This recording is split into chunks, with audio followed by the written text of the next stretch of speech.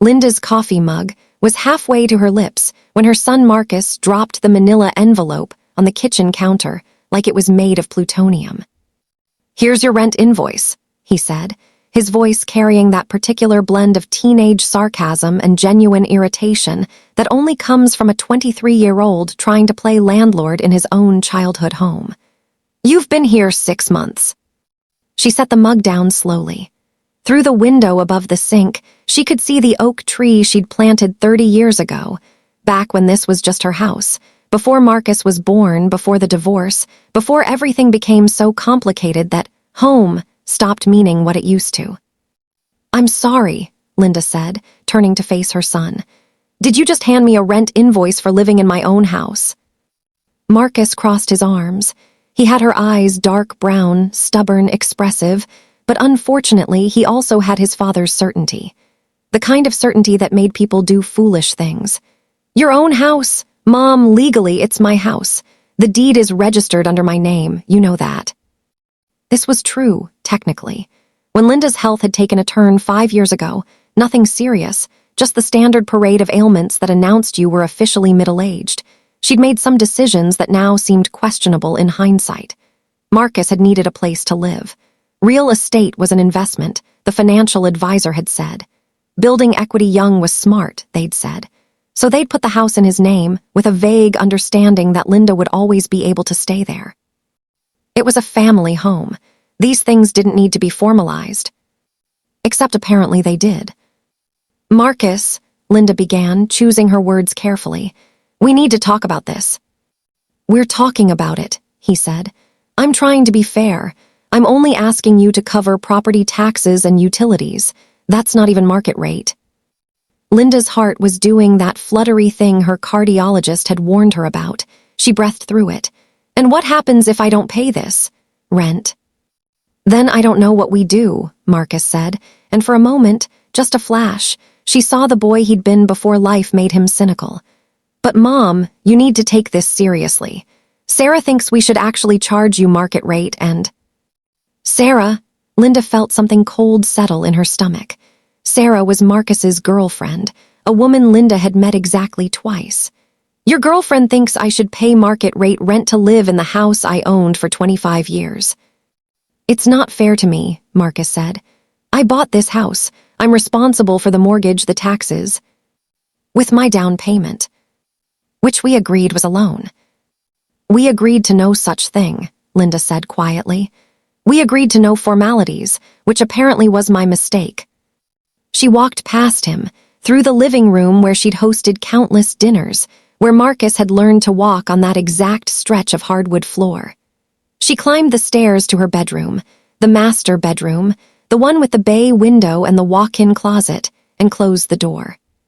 For 20 minutes, Linda sat on her bed, not crying, not yet, just thinking. When people talked about betrayal, they usually meant something dramatic and obvious.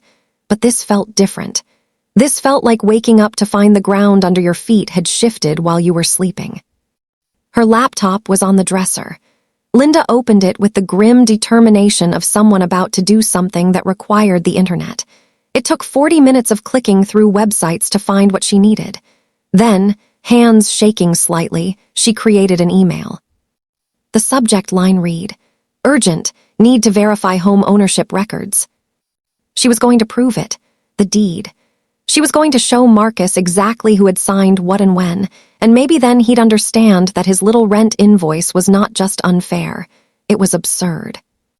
The response came back an hour later. It was from the county clerk's office, asking for a case number. Linda's heart sank. She'd have to do this in person. She'd have to go downtown, stand in line at the courthouse, and officially request a copy of the deed to her own house. Which was when the thought hit her. What if the deed didn't say what she thought it said? The courthouse was on Spring Street, in a building that smelled like old paper and institutional sadness. Linda was the youngest person there by a decade, which made her feel simultaneously ancient and oddly superior. The clerk, a woman about her age with reading glasses on a chain, took her information. "I need to see the deed to my house," Linda said. 2847 Oakmont Drive. The woman typed, squinted at her screen, typed some more. "Here we are," she said finally. "That property is registered under Marcus Chen, filed 5 years ago." "I know it's in his name," Linda said, "but before that—" "You want the previous deed?" "Yes, please." The clerk disappeared into a back room that looked like it contained the world's most aggressively organized archive. She returned with a folder that had clearly not been opened in several years. Inside was a document that made Linda's stomach flip. The deed from before, the one that showed the property registered under her name, under just her name. From 30 years ago, purchased before she was married, before Marcus was even born. Except there was something else stapled to it. A document from 28 years ago, a deed modification, added to the title, and David Chen as joint tenants with right of survivorship. Her ex-husband, they'd put it in both their names when they married, which meant that when they divorced, the property should have been divided. But it hadn't been, not officially. They'd agreed to let Linda stay, with David's name technically remaining on the deed. It was supposed to be temporary. It was supposed to be fine. Except David had died 4 years ago. Linda's head was spinning. The clerk was looking at her curiously. "Can I get a copy of everything?" Linda asked. 20 minutes later, she was sitting in her car with a folder full of documents that told a story nobody had bothered to tell her. When David died, his share of the property should have gone to his estate. But there was no will, or if there was, it had been settled without her knowledge. And somehow, through a series of bureaucratic steps she didn't fully understand, the deed had eventually been transferred to Marcus. Without her permission, without her signature. She drove back home in a daze. Marcus was in the kitchen, making a sandwich. He looked up when she came in, his expression already defensive, as if he could sense what was coming. "We need to talk," Linda said, and she placed the folder on the counter with deliberate slowness. "Mom." "No, you talk. Explain to me how your father's share of this property was transferred to you. Explain to me how a deed modification happened without my knowledge. Explain to me how I'm living in a house that was never yours to give to me as a tenant." Marcus's face went through several colors. "What are you talking about?" "Look at this." She opened the folder, pointed to each document in sequence. "Your father was on the deed. He died. His share should have been settled through probate or at least documented. Instead, somehow the deed got transferred to you. When did that happen? Who signed off on it?"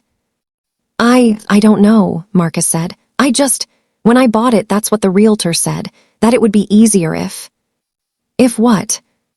"If we did it this way," he finished quietly. "Did you read the documents?" Linda asked. "Did you actually read them?" "Not carefully. It was a lot of paperwork." Linda felt something that wasn't quite anger. It was too sad for anger. It was the feeling of watching someone you love make a stupid decision, knowing they'd made it without malice, but unable to forgive them anyway. "You talked to a lawyer?" she asked. "A realtor's attorney, just a standard thing." "Who did not tell you that you might not actually own this house?" Marcus slumped into a chair. "What do you mean?" "I mean," Linda said, sitting down across from him, "that I need to talk to a real attorney. A good one. Because either you own this house illegally, or I own it, or your father's estate owns it, or some combination of things that are all deeply wrong." "Mom, I'm sorry," Marcus said. "I didn't mean..." "I know you didn't mean anything," Linda said. "That's somehow worse." The attorney, a sharp woman named Patricia who charged $350 an hour and was apparently worth every penny, took 3 days to go through everything. Her conclusion was clear. The property transfer had been improper. David's interest should have been formally settled. The deed to Marcus was questionable at best. "Who has the strongest claim?" Linda asked. Patricia leaned back in her chair. "Probably you. You were the original owner. You have documentation going back 30 years. The subsequent modifications are murky at best." "So I could." "You could reclaim the property. Yes. It would take some time and it would require going to court, but you have a case." Linda thought about this. About Marcus, who'd made a stupid mistake but wasn't malicious. About Sarah, who she didn't really know. About this house, which she loved, but which had stopped feeling like home the moment her son treated it like a business transaction. "What if I just wanted him to acknowledge that I belong here?" Linda asked. "Not legally, just acknowledged." Patricia smiled sadly. "Then you'd probably have better luck talking to him." Which is what Linda did that evening. She showed Marcus the deed, all of it, the original one from 30 years ago, the modifications, the lawyer's letter. And she told him, plainly and without anger, that she was his mother and that she'd given him this house as a gift, not a transaction. Marcus cried.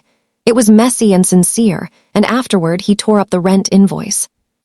The deed went back in the folder, filed away carefully. But what mattered more, what Linda had truly proved, wasn't written on any document at all. Home, it turned out, was just about being wanted.